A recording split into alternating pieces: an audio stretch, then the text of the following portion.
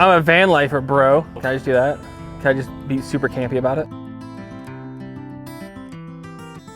Hey guys, I'm Grant Wilson. I'm out of St. Augustine, Florida. So I'm out here over at Expo West for the last, I don't know, 5 or 6 years since I heard about him. Blue Ridge Overland gear has been pretty much my go-to situation for any bag or any accessory I need. You can talk to them if you have a question about the product or an issue. You talk to them. If the issue is valid, they'll fix it. Like, there's been a few times where I want some tweaks and they took care of it and went into production. Like, it's rare nowadays that you find a US company that'll talk to their customers, listen to them, and actually take feedback and take it to heart. So when it came time to do the build for my own van, I kind of knew what I wanted and what we needed because we've had so many different types of living quarters. Like, I knew 20-25 gallons was plenty because the 4-wheel camper had 25 gallons in it.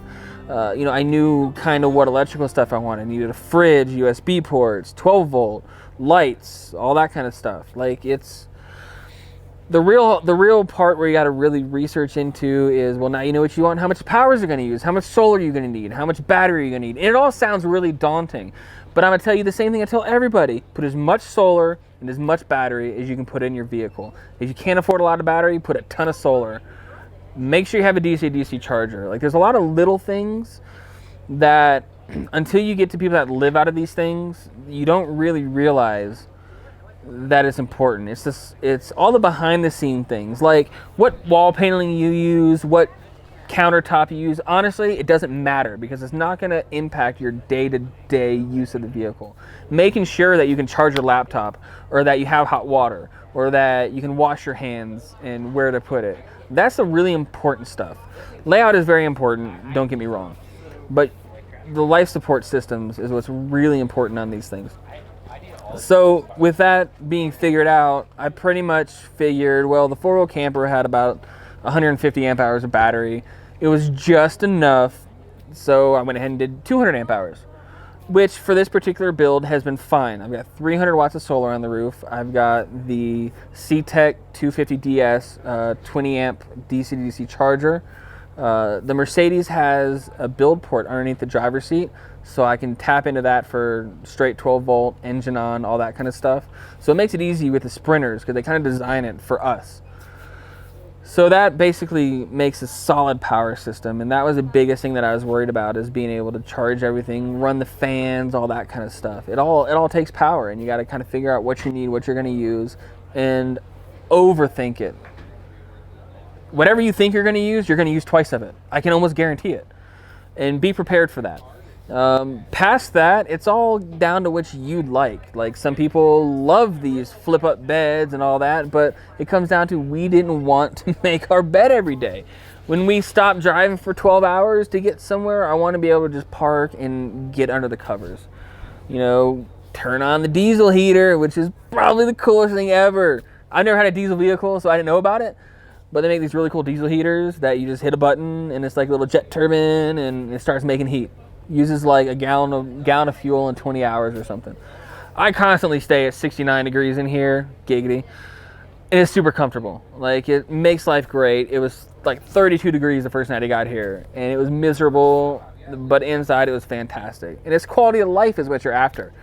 Whether you're in a rooftop tent or in a van, like, you gotta be equipped for it. Have that comfortable sleeping bag that's warm. Like, think ahead. It's all about preparation, and don't over prepare. Like, you don't need everything.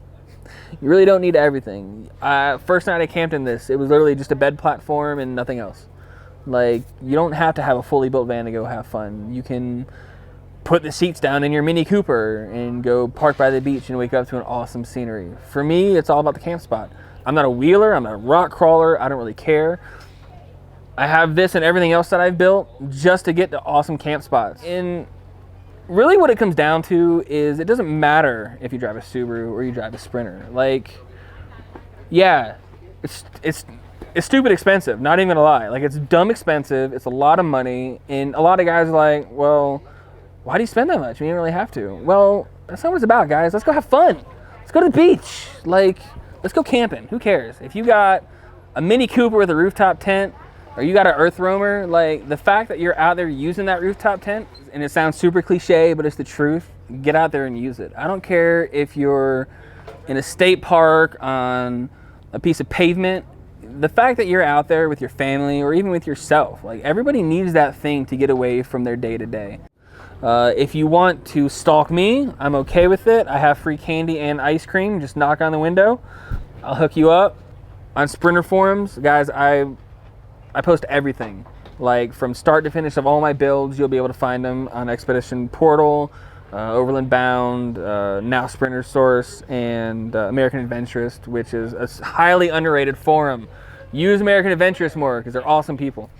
Yeah, you can find me there. I literally post from the day I get it, every little thing that I do along the way. If you guys have questions, I'll answer anything.